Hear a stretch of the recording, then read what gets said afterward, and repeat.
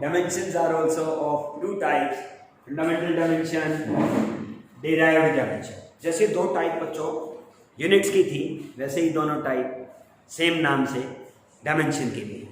तो fundamental dimensions are those which are taken initially, it cannot be changed. Derived dimensions are those which are derived with the help of fundamental dimension. तो इनकी help से derive की जाए.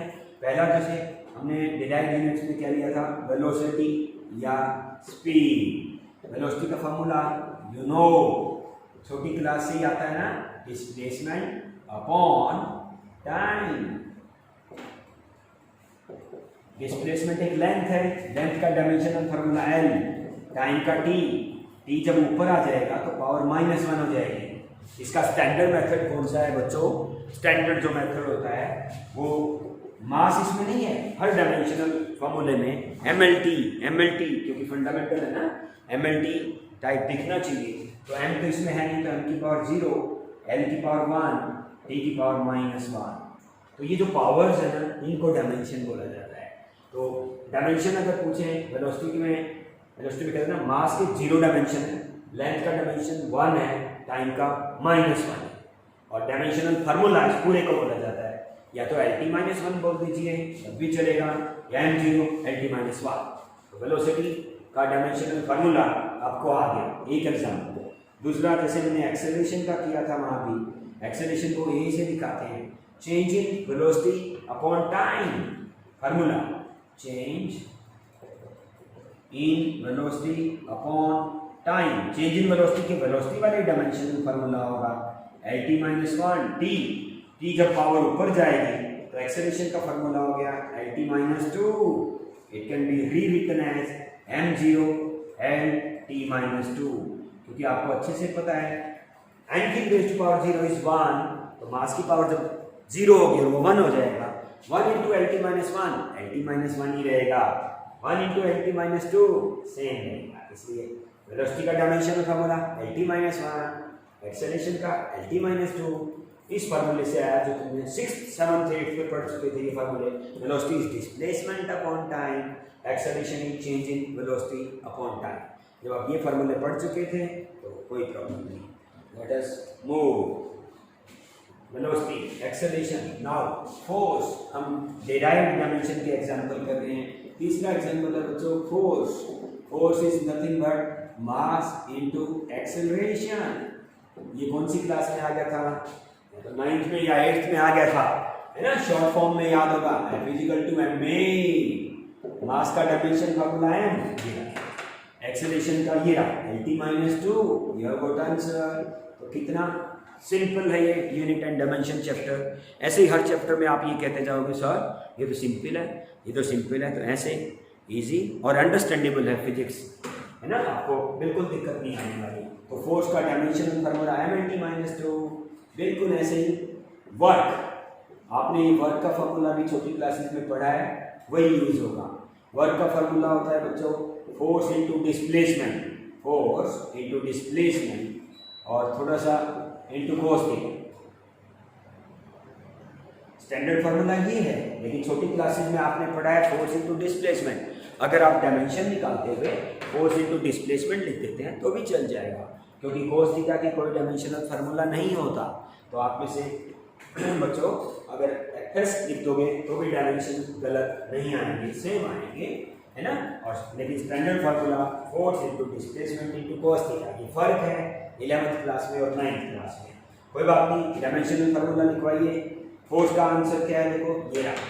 यहाँ से देख लेंगे MLT-2. डिस्प्लेसमेंट का क्या है L, cos थीटा. अच्छे से आपको पता है cos थीटा. अगर ये एंगल थीटा हो, ये परपेंडिकुलर है, ये हाइपोटेन्यूज है, ये बेस है, तो cos थीटा क्या होता है? cos theta is base upon hypotenuse. You know base एक लेंथ है बच्चों, हाइपोटेन्यूज भी एक लेंथ है, नो डायमेंशन. तो cos थीटा है नो डायमेंशन. मतलब जब नो डायमेंशन हो, कोई भी क्वांटिटी डायमेंशनलेस हो, तो उसको लिखते कैसे हैं? M0 L0 T0 1 1 1. तो इसलिए यहाँ आ जाएगा M0 L0 T0. इसलिए आंसर आ गया L इंटू L की पावर 2 हो गई, mL2 t minus 2. This is the dimensional formula for work. Actually तुमने 9th में जो फार्मूला पढ़ा था वो बता दूं, वो वर्क का फोर्स इनटू डिस्प्लेसमेंट पढ़ा था। तो ये तो नहीं सोचने लगे कि अब एफ एस कोस थीटा कहाँ से आ गया, वो तब पढ़ा था। ये थीटा जो एंगल है ये फोर्स और डिस्प्लेसमेंट के बीच का होता है। ये ब्लॉक है, मान लो इस ब्लॉक को आप खींच के ले जा रहे हो, या तो फोर्स लगा रहे हो तो ये डिस्प्लेस हो जाएगा बच्चों इतना। तो डिस्प्लेसमेंट और फोर्स के बीच में थीटा एंगल है, जब ये थीटा एंगल है तो फार्मूला ये आएगा। और जब आप ऐसे कर देते हैं बच्चों कि क्या कर देते हैं कि उसके ऊपर जो फोर्स लगाया है वो भी इसी डायरेक्शन में लगा दिया जाए, डिस्प्लेसमेंट भी इधर ही हो गई। तो देखो इतना तो डिस्प्लेस हो गया, इधर ही जोर लगाया। ऐसा करते हैं ना, किसी को धागा बांध के उसी डायरेक्शन में खींचो जिस डायरेक्शन में डिस्प्लेसमेंट हो रहा है, उसी डायरेक्शन में फोर्स। यहाँ तो ऐसा था नहीं, यहाँ तो फोर्स और डिस्प्लेसमेंट में थीटा एंगल 60 डिग्री था, 30 डिग्री था, लाइक दैट। अगर ये थीटा 0 हो गया यहाँ पे, 0 कब होता है एंगल 0 होता है दो पैरेलल वेक्टर्स के बीच में, फोर्स भी उधर डिस्प्लेसमेंट भी उधर, थीटा 0। तो फिर फार्मूला क्या बन गया, एफ एस कोस 0, और कोस 0 की वैल्यू 1, इसलिए बोल देते हैं कि ये फार्मूला भी वर्क का फोर्स इनटू डिस्प्लेसमेंट भी ठीक है, लेकिन एक स्पेशल केस में ठीक है। डायमेंशनल फार्मूला निकालना हो वो तुम यहाँ से निकालो चाहे यहाँ से निकालो, सेम आंसर आएगा। एफ एस कोस थीटा से निकालो, क्योंकि कोस थीटा के डायमेंशन होते ही नहीं। कोस थीटा के क्यों नहीं होते डायमेंशन, दोबारा cos theta base by hypotenuse होता है, बेस भी एक लेंथ है, हाइपोटेन्यूज भी लेंथ है, लेंथ कौन है, डायमेंशन लेस, नो डायमेंशन, इसमें कोई फर्क नहीं। तो आपको डायमेंशनल फार्मूला आ गया, नंबर 1 स्पीड या velocity, number 2 acceleration, number 3 force, number 4 work और energy, they are one and the same thing. Energy का भी बच्चों यही आ जाएगा, है ना। एनर्जी का भी फार्मूला आपने सीखा हुआ है 9th में 10th में, सब एनर्जी आपने की। आप ध्यान करो, आपको याद आ जाएंगी बातें। एनर्जी 2 टाइप की हुई है आपने, है ना। एनर्जी का डायमेंशनल फार्मूला, अभी तो वर्क का किया, वर्क का डायमेंशन फार्मूला आ गया m/2t-2, कहाँ से आया, उस फार्मूले से, force into displacement into cos theta से निकाल लिया। ऐसे ही फोर्स का भी निकाल लिया तुमने, m/t-2, ये कहाँ से आया, F=m में से। और वेलोसिटी का भी सीख चुके हो तुम, Lt-1 ऐसे। एक्सेलरेशन का सीख चुके हो तुम, n नहीं है इसमें, Lt-2। तो एनर्जी का देखो, एनर्जी 2 टाइप की आपने पढ़ी है, एक तो काइनेटिक एनर्जी, दूसरी पोटेंशियल एनर्जी। बच्चों काइनेटिक एनर्जी याद होगा 9th में थी, energy possessed by a body due to its motion, energy contained by a body due to motion. अगर मोशन है तो काइनेटिक एनर्जी होगी, मोशन नहीं है तो काइनेटिक एनर्जी नहीं होगी। Potential energy, energy possessed, energy contained due to its position और स्टेट। तो ये दोनों फार्मूले आपको अच्छे से याद होंगे। काइनेटिक एनर्जी का formula half M velocity square, potential का फार्मूला mgh। मैं ये एक्सपेक्ट कर सकता हूँ आपसे कि दोनों फार्मूले याद है। तो चलो काइनेटिक एनर्जी का डायमेंशन फार्मूला निकालने के लिए half M V square, half याद रखना। जो एक फिक्स नंबर होता है बच्चों, उसका कोई डायमेंशनल फार्मूला नहीं होता। फिक्स कांस्टेंट नंबर, उसका कोई डायमेंशनल फार्मूला नहीं होता, इसका कोई डायमेंशन नहीं आएगा। मास का m, वेलोसिटी Lt-1 और उसका भी वेलोसिटी का स्क्वायर, तो मैंने स्क्वायर कर दिया। ये गोट आंसर ml²t-2, और ये स्क्वायर ब्रैकेट जरूर लगाना। ये काइनेटिक एनर्जी का डायमेंशनल फार्मूला ml²t-2। फिर पोटेंशियल एनर्जी का फार्मूला आपको अच्छे से याद है mgh, मास का mg, जी याद होगा आप सबको। जी क्या है, एक्सेलरेशन ड्यू टू ग्रेविटी, जो आपने 9th में पढ़ लिया था, जिसकी वैल्यू 9.8 मीटर पर सेकंड स्क्वायर होती है। 9.8 को 10 ले लेते थे, 10 मीटर पर सेकंड स्क्वायर चलेगी। अगर आप सीजीएस सिस्टम में, छोटे सिस्टम में जाएंगे, 9.8 को लिख देंगे, मीटर के सेंटीमीटर बना दिए, 980 सेंटीमीटर पर सेकंड स्क्वायर। अगर आप एक और सिस्टम में जाएंगे, 32.18 फीट पर सेकंड स्क्वायर। तो आपसे कोई आज के बाद जी की वैल्यूज पूछे तो आप घबराना नहीं। एमकेएस सिस्टम में तुमने जब मीटर में डिस्टेंस होते हैं तो 9.8 मीटर पर second square, like this. Centimetre में ये, फीट में ये सब जी की वैल्यूज हैं। लेकिन इससे आपको ये पता लग गया ठीक है, ये एक्सेलरेशन है और एक्सेलरेशन का डायमेंशन फार्मूला आप सीख चुके हैं, इसलिए इसका आंसर होगा LT - 2 g की जगह प्लेस कर दिया। हाइट तो एक लेंथ है, तो ये हाइट, तो आंसर आ गया L × L square ml2 t - 2। तो आप देखिए इसको इक्वेशन नंबर 3 कह दूं, कौन है ये? Potential energy. काइनेटिक एनर्जी को इक्वेशन नंबर 2 कह दूं, और W फॉर वर्क का क्या आंसर आया था? ml2 t - 2, ये इसको 1 कह दूं। तो तीनों इक्वेशन पे आप नजर दौड़ाओ, 1 पे, 2 पे, 3 पे। वर्क का आंसर क्या है? ml2 ml2 t - 2, kinetic energy का ml2 t - 2, पोटेंशियल एनर्जी का ml2 t - 2, और एक और, कम ऑन, टॉर्क। उसको टॉर्क भी बोल देते हैं बच्चे, कपल भी बोल देते हैं, या एक और नाम भी होता है इसका, मोमेंट ऑफ फोर्स। 3 नाम। इसका जो फार्मूला, ये गोल घुमाने वाला फोर्स होता है एक्चुअली। गोल घुमाने वाला कैसे? एक ऊपर एक नीचे, को आपको क्लियर, ये फोर्स F है, तो ये नीचे है ना अपोजिट में, इसलिए माइनस है, तो किसी भी चीज को क्लॉकवाइज घुमा देगा ये, लाइक दिस, ऐसे। टॉर्क वर्ड आपने मोटर में सुना था 10th क्लास में, जो मोटर की वर्किंग थी, या तो क्लॉकवाइज या एंटी क्लॉकवाइज, कार का स्टीयरिंग हिलाते हैं लाइक दिस। एक ही डायरेक्शन में जब हम जोर लगाएं that is force, two equal and opposite force लगाएं, ये ऊपर ये नीचे, इक्वल एंड अपोजिट या उल्टा ऐसे, तो इनको टॉर्क बोलते हैं। गोल घुमाने वाला फोर्स, उसको टॉर्क बोलते हैं। टॉर्क की वैल्यू कैसे कैलकुलेट करते हैं? टॉर्क का सिंबल ये टॉ होता है, तो नया सिंबल है तुम्हारे लिए टॉ। टॉ का formula force into perpendicular distance. कौन सा फोर्स? ये रहा, दोनों के बीच का परपेंडिकुलर डिस्टेंस, सपोज करो d है, तो ये फोर्स का डायमेंशनल फार्मूला आप तुम्हें याद हो जाएगा, क्योंकि बार-बार यूज होगा ना। mlt - 2, तो फोर्स की जगह लिख देंगे mlt - 2। परपेंडिकुलर डिस्टेंस, डिस्टेंस तो डिस्टेंस है, इसका l, तो आंसर क्या आ गया? ml2 t - 2, ml2 t - 2। ये हमारी फोर्थ इक्वेशन। पहली इक्वेशन क्या बोली? वर्क का आंसर ml2 t - 2। दूसरी क्या बोली? काइनेटिक एनर्जी का आंसर ml2 t - 2। पोटेंशियल का ml2 t - 2। टॉर्क का ml2 t - 2।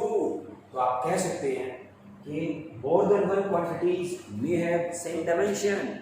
एक से ज्यादा क्वांटिटीज के डायमेंशन सेम भी आ सकते हैं बच्चों, सेम आगे। ml2 t - 2 वर्क का, काइनेटिक एनर्जी का, पोटेंशियल एनर्जी का, एनर्जी किसी भी फॉर्म का, और टॉर्क। टॉर्क होता क्या है? गोल घुमाने वाला फोर्स, उसको क्या बोलते हैं बच्चों? टॉर्क बोलते हैं। ठीक है, चलिए इससे आगे बढ़ते हैं। क्यों पढ़ रहे हैं ये डायमेंशन? हम इसका फायदा होगा तभी पढ़ रहे हैं ना, तो ऐसे डायमेंशनल फार्मूले आप करते जाएंगे, आगे बढ़ते जाएंगे, लिखते जाओगे, आपको इंटरेस्टिंग लगता जाएगा, अच्छा लगता जाएगा, तो चिंता ना करना, बिल्कुल भी चलते रहना सीरियस। कम ऑन, क्यों पढ़ रहे हैं हम ये सब? उसको बोलते हैं, उसका कोई ना कोई एप्लीकेशन होगी, कोई ना कोई फायदा होगा। Application, uses of dimensional analysis. Dimensional analysis, dimensional फार्मूलों को पढ़ने का फायदा है। 3 एप्लीकेशन है इसकी, एक्चुअली एक को तो कवर करेंगे। पहली एप्लीकेशन है number 1, to check the formula. किसी भी फार्मूले को चेक करेंगे, या टू चेक द इक्वेशन। कोई भी इक्वेशन आपको दी हुई होगी, कोई भी रिलेशन दिया होगा, और आपको क्या चेक करना है? Whether that formula is okay और नॉट।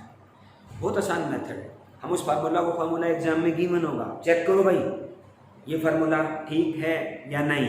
हम लेफ्ट हैंड साइड के डायमेंशंस रखेंगे, डायमेंशनल फार्मूला रखेंगे, राइट हैंड साइड का डायमेंशनल फार्मूला रखेंगे, और अगर लेफ्ट हैंड साइड और राइट हैंड साइड के सेम डायमेंशनल फार्मूला आ गया तो कह देंगे फार्मूला इज ओके, अदरवाइज कह देंगे इट इज रॉन्ग। तो फार्मूला दोनों तरफ, एक साइड में लेफ्ट हैंड साइड, एक साइड में राइट हैंड साइड सेम आ गई तो कहेंगे फार्मूला इज ओके। ओके, बहुत ईजी। देखो एग्जाम्पल लूंगा, क्लियर हो जाए। ये एग्जाम में फार्मूला दिया होगा, t = 2 pi √L/g।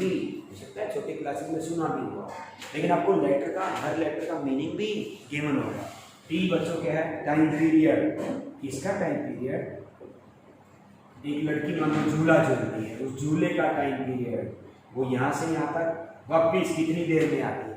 एक चक्कर पूरा करने के टाइम को टाइम पीरियड बोलते हैं। एल क्या है, लेंथ ऑफ द पेंडुलम।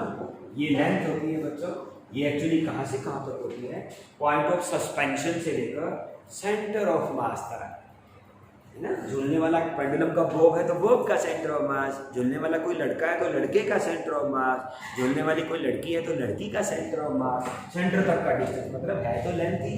और जी क्या है तुम जान चुके हो, एक्सेलरेशन ड्यू टू ग्रेविटी, अभी बात कर रहे थे। तो हमें क्या टारगेट दिया होगा, we have to check this whether this formula is okay और नॉट। कैसे चेक करेंगे, पहले लेफ्ट हैंड साइड पकड़ेंगे, पकड़ो इसकी लेफ्ट हैंड साइड में क्या लिखा हुआ है, टी। और टी क्या होता है बच्चों, टाइम पीरियड। टाइम पीरियड क्या है, एक चक्कर पूरा करने का टाइम। तो टाइम के डायमेंशनल फार्मूला तो तुम्हें आ गया। तो लेफ्ट हैंड साइड हमारी कवर हो गई टी।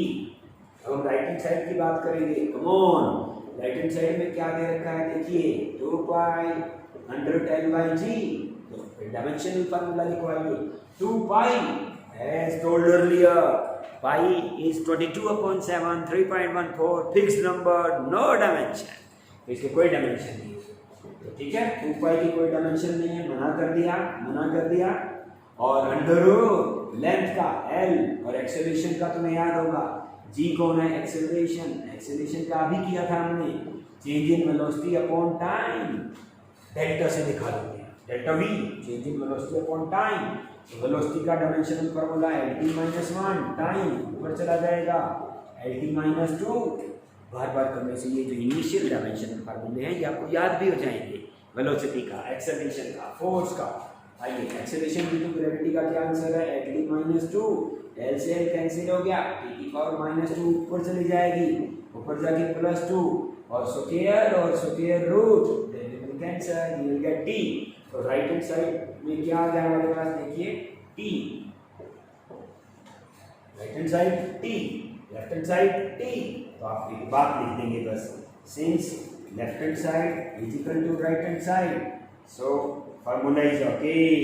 इस तरह आ जाएंगे बच्चे, formula is correct, formula is exact, formula is okay. ऐसे चेक, कितना आसान मेथड है। पहली एप्लीकेशन, पहला यूज़ किया आपने डायमेंशनल फार्मूले का, कि हम क्या फ़ायदा है इन डायमेंशंस को पढ़ने का, कोई फार्मूला दे रखा होगा उसको चेक कर पाओगे आप वेदर इट इज़ करेक्ट और नॉट। कैसे चेक करेंगे, लेफ्ट हैंड साइड के डायमेंशन लिखेंगे, राइट हैंड साइड के लिखेंगे, अगर वो सेम आ गए तो ठीक है, नहीं तो फार्मूला गलत। अगर राइट हैंड साइड सेम ना आती तो मैं बोल देता गलत। देखो एक एग्जाम्पल और लेते हैं, इसका फर्स्ट एग्जाम्पल लेते हैं to check the formula, first application का। Next example,